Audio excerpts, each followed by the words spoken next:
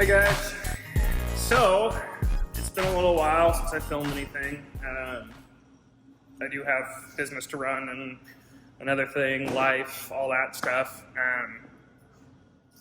Been really busy at the shop the last couple weeks, and like I say, haven't been able to really spend too much time, doing much of anything as far as, anything besides work. And then, I don't know when this video is going to go up, so we could be a couple weeks down the road at this point. So at that point, pretty much everybody's going to know about it. But so obviously we live in Oregon, and if anybody knows, today is September 12th, 2020, and half our state is on fire. So is California, so is Washington. And we have never seen, I shouldn't say that. There has been fires kind of like what we got going on, but I think this is the most. I mean, this is, we'd have never had anything quite like this. And basically, for anybody that doesn't know, my assumption is that probably most people that are watching this are from Oregon, or close by. But anybody that doesn't know, that's outside of the area, basically what happened, or what is going on right now, is on September 7th, which was Labor Day, we had a big windstorm come through. And up the San Diego Canyon, there was a fire up there that the wind blew down the canyon. Blew it, obviously. I mean, it was massive. It was like the fire on Monday afternoon was like 500 acres or something like that. And then at 1 o'clock Tuesday morning, when they updated the fire watch thing, it had grown to 80,000 acres. So, massive growth in a very short amount of time, all because we had this massive, windstorm come through. So blew it down the canyon. They evacuated a handful of the towns in the canyon. Luckily to this point, and I say that, but there's been a lot of losses. A lot of losses. And like I say, again, anybody who's watching this from the area already knows this. But so there's been a lot of losses. We have some family that lives down there, so we went down there first thing Tuesday morning, made sure they were all okay, everything was good there. And it was something else being down there. Let me tell you, it was like we were down there. I think we got down there like 8:30, something like that in the morning, and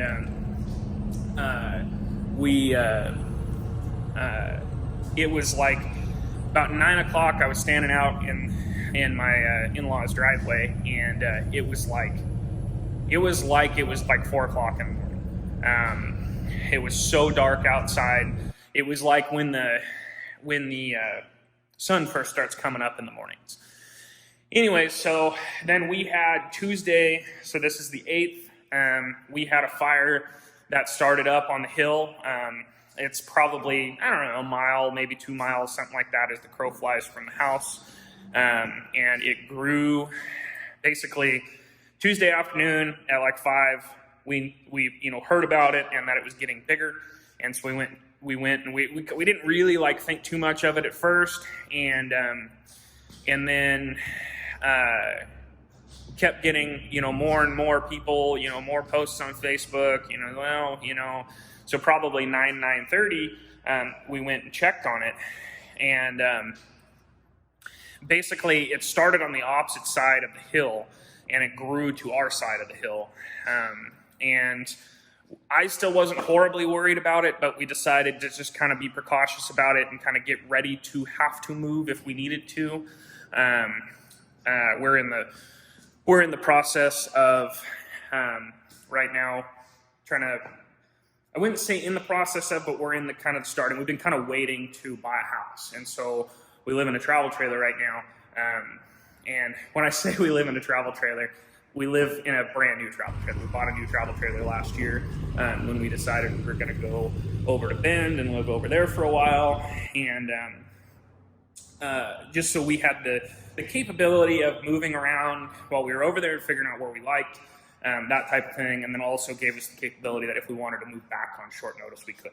And that's what ended up happening, is we ended up moving back on short notice. So anyway, so we're living in a travel trailer right now.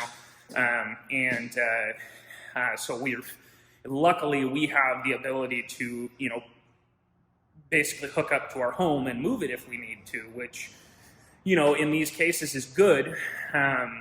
And it's there's a lot of people out there that don't have that ability, and a lot of people who have lost their homes because of all this. So anyways, so we kept an eye on it, basically got everything ready to move. I don't know if you can see in the background here, those things have been in a enclosed trailer. That was a friend of mine's. They've been in there for the last probably 2 months, something like that, out the house, and he needed the trailer, so we unloaded it and brought him down here. And like I said, we got everything kind of situated, ready to move if we needed to. Luckily, they were able to attack that fire hard enough. I think it grew to 2,000 acres at its biggest, which that's a decent sized fire. It's obviously not like the ones they got going on over on the on the east side of the valley, but it's still a decent sized fire, and it was pretty close to town. So we were basically, I think, about 3/4 of a mile from we were in level 1 evacuation, or level 1 whatever, fire whatever, and then we were about 3/4 of a mile from where they clocked it over into level 2. So we weren't very far from the whole thing, but nonetheless, we kind of kept on our feet with it, and just to make sure we didn't lose our home. But anyways, so then once that was all over, we tried to go out and help with some of the fires over on the east side of the valley. There's a lot of stuff going on right now, and a lot of I'm not going to get too much into it because I don't want to go down that road, but there's a lot of let's say cross information. And what I mean by that is, like, there's some very obvious stuff going on. I know a lot of people from that side of the valley, and I know a lot of people that have seen stuff, seen a lot of stuff on Facebook, a lot of videos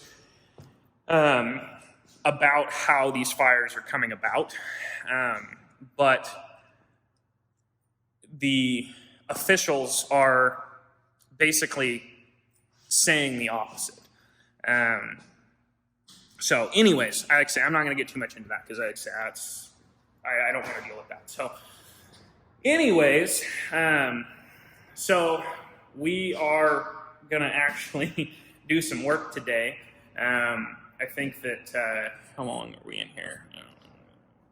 I think that I'm going to work on this red truck's engine, get that kind of, this thing here. I've had this cover over the top of it. I just pulled it off here a few minutes ago, so it hasn't been sitting here all open for all the time it's been sitting here. But so I think I'm going to try and get this, which there isn't that much work to do on this to get it back in the truck. But I'm going to get it to where it's ready to go back in the truck. So that way, hopefully here before too long, we'll have the ability to get it set back in there. And by the ability, I mean the time, because we haven't had a whole lot of time. That's the hard part is for those of you that don't know, I am the only person, here doing work. I do have a friend that comes in every once in a while. That's the one that owns the green truck over there that helps me out in exchange for, me letting him work on his stuff here and have it in the shop. So he has helped me with a couple of projects, which is awesome.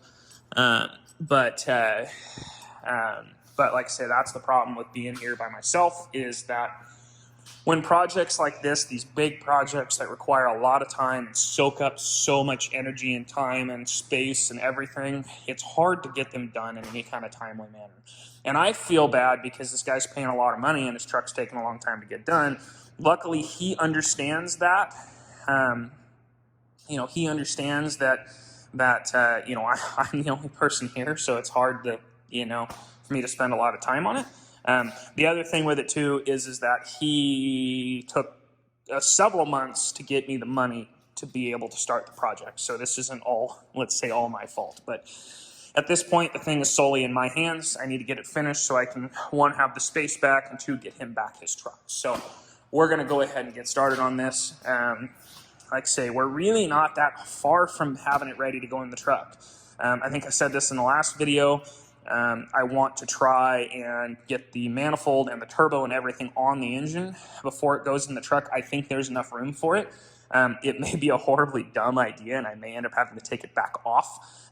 But being as how hard, so because this is a VGT, and the way these turbos are, they have coolant running through them. So getting all the lines attached and everything, that's not the end of the world, obviously. It's not that big of a deal to do it in the truck. It's just harder to do it in the truck. So like I say, I think I'm going to attempt to anyways get all of the stuff on it, at least get the manifold on it.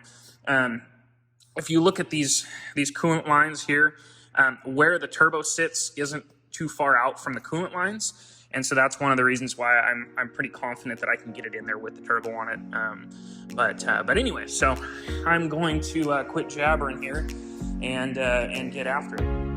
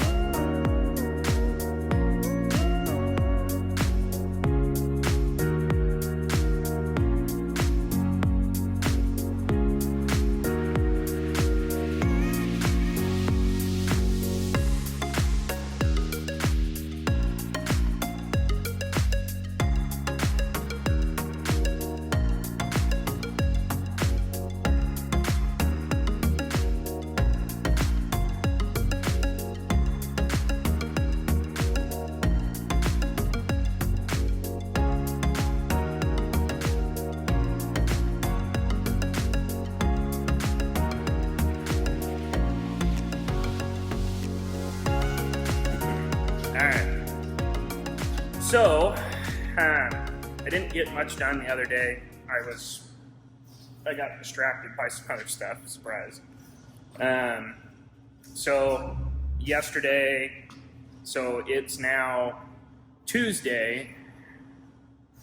The last time I filmed was Saturday, so 3 days ago or so, 4 days ago, whatever. I did come in yesterday, obviously, it's Monday, so came into work. And I did some stuff on this thing. A little bit, not horribly a lot, but I did get, I got the turbo and everything on. Again, like I said in the past videos, or at least I hope I did, I'm going to attempt, I haven't done this before, but I'm going to attempt to drop this thing in with the turbo and everything on it. I'm going to hate myself if this doesn't work because it's going to be a pain, but if it works, then it'll save me a lot of time and effort.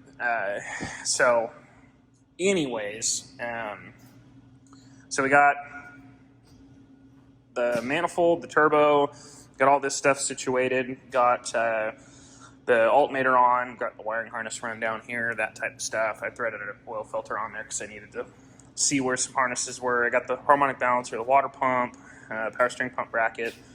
So that leads us on to this side, which is pretty much done. There's not a whole lot left to do on that side. I'm going to tidy up some of the wiring because some of the plugs that are over here it doesn't need, so I'm going to zip tie those back to the harness so they're not just out flailing around. And then we got to put the back plate on and put the clutch in. So, which I realized last night that I don't think I got the hydraulics for it, but I'll have to look around and see. Usually the hydraulics come in separate boxes, so they would have either been over there or on the shelf over here. I don't see. I think maybe that's them right there. See, I'm hiding stuff from myself. That's not cool.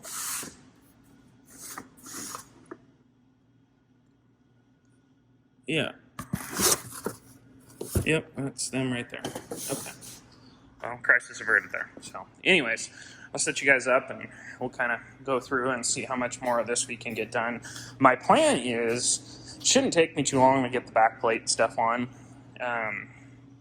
So my plan is, I'm hoping I'll get this completely buttoned up today, and I'll be able to pull the truck in today, and hopefully, if everything goes the way I want it to, hopefully get this dropped in today. I'm not counting my chickens because, well, things tend to not go the way that you want them to. So, anyways, I'm going to get after that, and I'll get back with you guys in a bit.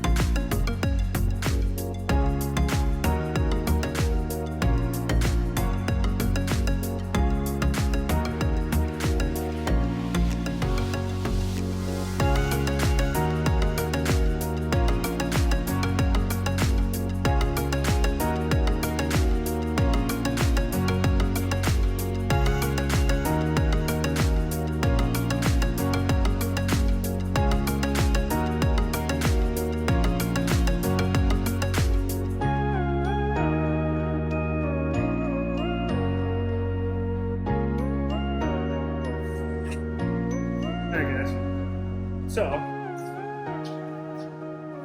I think I'm pretty well done with this part of the adventure here.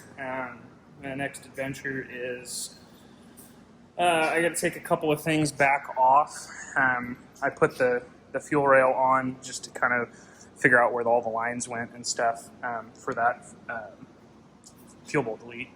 So I got to take the rail back off because it's going to be in the way for putting the engine in, which isn't that big of a deal. It just, it just bolts on real quick. I don't have really, I think this is the only line that's actually tight that goes to the rail. So pull that back off there. I've got the lifting eye that goes back here at the back of the head. So stuff that back on there, and then I'm still going to button up a couple of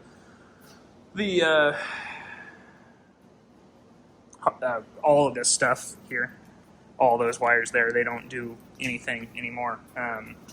And these wires here, those were for the factory fuel bowl, some of the sensors, water and fuel, and some other stuff. So anyways, I'm going to zip tie that stuff up. I might actually wait until it's in the truck because it'll still be easy to do when it's in the truck with all this stuff off. So I might wait until it's in the truck just to verify. I'm pretty positive that none of this is required anymore. It might actually, you know what, no, one of them is. So yeah, I'll wait until it's in the truck. So other than that, I just got to put this plug on real quick, which is that.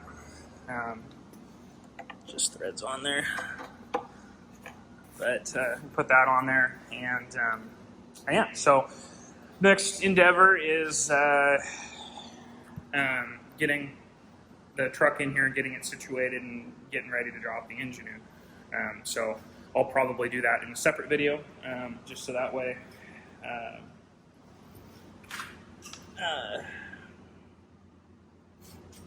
we're not crowding one video with a bunch of stuff. So anyways, do that in a separate video, and yeah, so we'll see you guys on the next one.